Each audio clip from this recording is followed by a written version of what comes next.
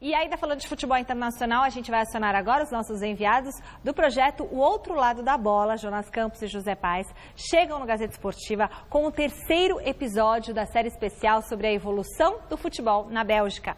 No capítulo de hoje, você vai conferir um bate-papo exclusivo com Mark Wilmots, maior artilheiro da história da seleção belga em Copas do Mundo com 5 gols. Ele criticou alguns métodos usados para a formação de atletas na Bélgica e ele chamou para si um pouco da responsabilidade pelo sucesso da atual geração de craques do país. Veja.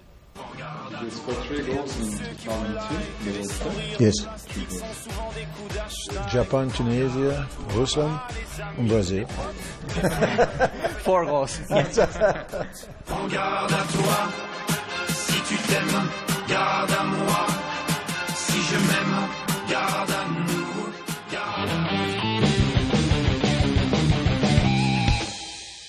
Les sourires en plastique sont souvent des coups d'hashtag. Prends garde à toi. Ah, les amis, les potes ou les followers, vous faites erreur, vous avez juste la cote. Prends garde à toi, si tu t'aimes, garde à moi, si je m'aime, garde à nous. Chegamos enfim, hein, Jorão? Chegamos, depois de mais ou menos 1 hora, aqui estamos no sul da Bélgica, município de Gingelon. Isso aí, distrito de Hasselt, ao sul da Bélgica, um lugar bem bonito, passarinhos cantando. E a morada de Mark Wilmots. E a casa do Mark aqui atrás Wilmots, da gente. Nosso entrevistado, ex-jogador e capitão da seleção belga, inclusive técnico dessa seleção na última Copa do Mundo do Brasil em 2014. Foi até senador, né? Foi até senador, eleito com mais de 100 mil votos aqui na Bélgica. Vamos entrar porque o cara já tá esperando a gente. Bora. Bora. Il faudra toujours, toujours, toujours plus de choix. Voulez-vous des sentiments tombés du camion? L'offre est là de... Vamos repassar as perguntas aí? Vamos. Eu acho que tem que começar daqui, ó. Tem que começar maciando, porque o cara é polêmico, né? Tem que começar daqui, ó. Qual o tamanho da evolução do futebol belga nos últimos anos? Boa, nosso objetivo de estudo, futebol belga. Começa tranquilo. Começa tranquilo. Tu sais, l'évolution, c'est grâce à ces joueurs qui partent à l'étranger. Puis c'est une étape qui s'est mise en place. C'est à partir de 2009 où Dick Avocat a repris la sélection. Il m'a appelé pour être adjoint. Donc j'ai eu la chance d'être adjoint pendant 3 ans. Et c'est tout un enchaînement de choses qui s'est mis en place. D'abord les clubs qui ont fait des centres de formation dans les grands clubs. Donc ça veut dire que la jeunesse a été privilégiée. La fédération n'est pas responsable de ça. Ce sont les clubs qui sont responsables. Il faut redonner les choses justes. La fédération, comme moi j'étais entraîneur, je profite du travail des clubs et je sélectionne les joueurs. Mais où est-ce que le club travaille tout le temps? Je pense que les joueurs sont tout le temps dans les clubs. Donc nous, à part les avoir 7-8 jours, mais sur 7-8 jours, tu ne sais pas. Tu peux expliquer aux gens la philosophie de la fédération, mais si les clubs disent « nous, on ne suit pas ça, on fait autrement », tu n'as rien à dire. A gente pode ir pro lado, experiência dele como jogador, treinador, a vivência dele na seleção belga e o que ele viu de evolução todo esse período. Quand j'ai repris l'équipe nationale comme entraîneur principal, on était 53e mondial. À partir de 3 ans, on est devenu premier mondial. Donc, l'écho, le choc qui s'est passé et la confiance qui est venue avec, d'une équipe nationale qui osait. En Belgique, on voulait toujours défendre. On n'osait pas. Bon, moi, j'ai changé cette mentalité-là. Moi, je veux défendre en avançant et je vais chercher l'adversaire. Mais ça, c'est une philosophie. Personne n'a raison, personne n'a tort. C'est uniquement une philosophie. Et on a mis cette philosophie en place. Et moi, je l'ai imposée et on a pris 28 points sur 30 pendant 2 ans. On s'est qualifié, on a fait une Coupe du Monde, mais j'ai privilégié, moi, la jeunesse. Ça veut dire que c'était à la Coupe du Monde au Brésil, en 2014, c'était l'équipe la plus jeune, avec le Ghana, je pense.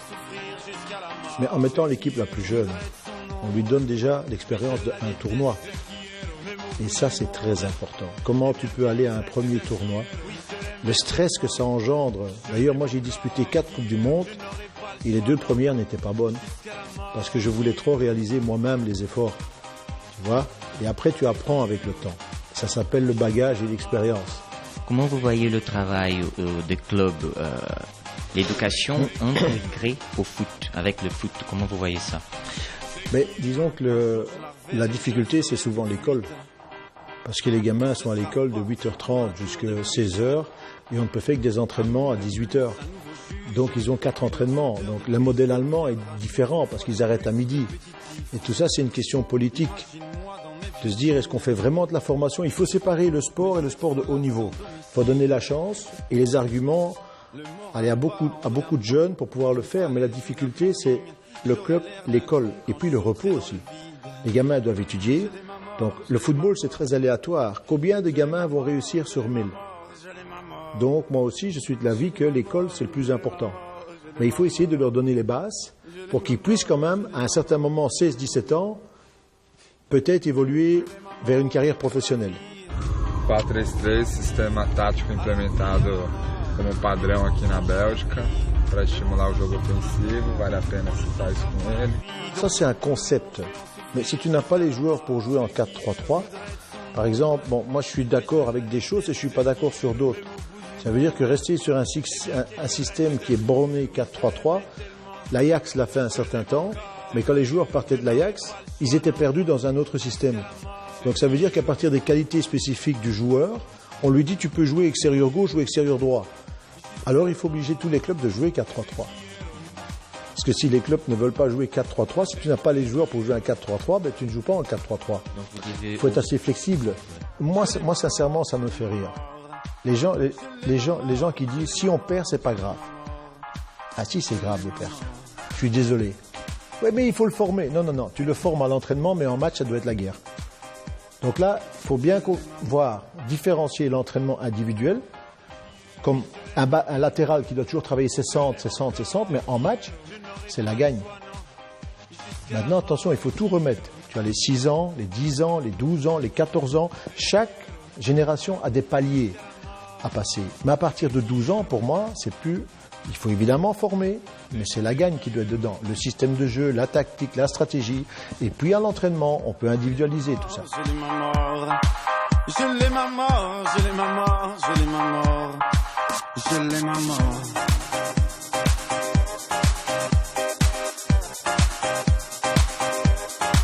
Je l'ai ma mort.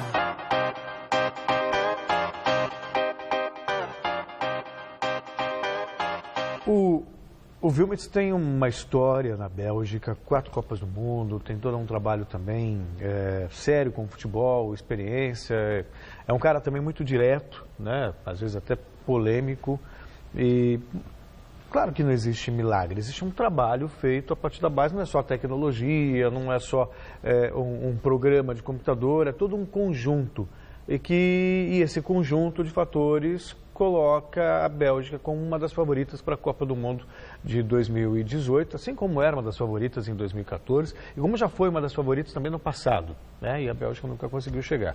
A geração agora é muito boa, fruto de um trabalho feito na base, mas nem por isso também deixa de passar por escândalos. Surgiu hoje a informação de que o Courtois, né? O Courtois é acusado de vender informações da seleção belga na Eurocopa. Veja só a situação. Um espião no próprio país. Na verdade, todo mundo esquece que todos nós vivemos sob o mesmo regime, né? E é o regime do capital, né? E o regime do capital o que conta muito, uma das falhas é a corrupção. Então, muita gente se corrompe. O próprio Platini chegou a ser exorcizado da FIFA por corrupção. Quer dizer, o Platini foi um grande jogador. Então, esse negócio de falar, não, aqui tem, mas lá não tem, é mentira, porque tem também. O goleiro Courtois foi acusado pelo ex-treinador dele, que é pelo Mark Wilmots, que é o ex-técnico da Bélgica e comandante do time belga na Copa de 2014, que você viu aí na entrevista. Ele vendia informações, dava as informações para o pai dele horas antes das partidas.